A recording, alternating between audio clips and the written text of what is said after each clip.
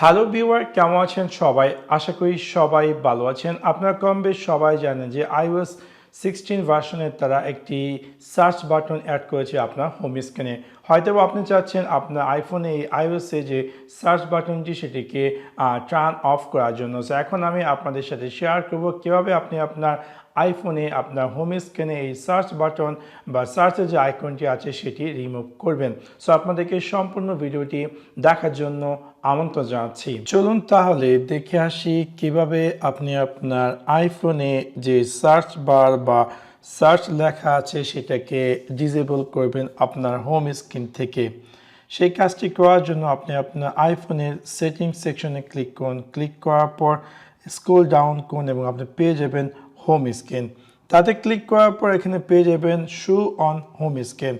যারা কিনা iOS latest version এখানে 16 লেটার অন, তাদের অলরেডি যখন তারা আপডেট করবে এই সার্চ বাটনটি হোম স্ক্রিনে অ্যাপিয়ার করে। সো আপনি যদি চান সেটাকে ডিসেবল করার জন্য চাইলে সিম্পলি শো অন হোম স্ক্রিনটাকে অফ করে দিতে পারেন এবং দেখতে পারবেন যে আপনার আইফোনের সার্চ বারে আর এই হোম স্ক্রিনটি অ্যাপিয়ার করছে না বা এই সার্চ বারটি অ্যাপিয়ার করছে না। সো এবার খুব সহজে আপনি চাইলে আপনার আইফোনে এই সার্চ বার অপশনটিকে ডিসেবল করতে পারেন।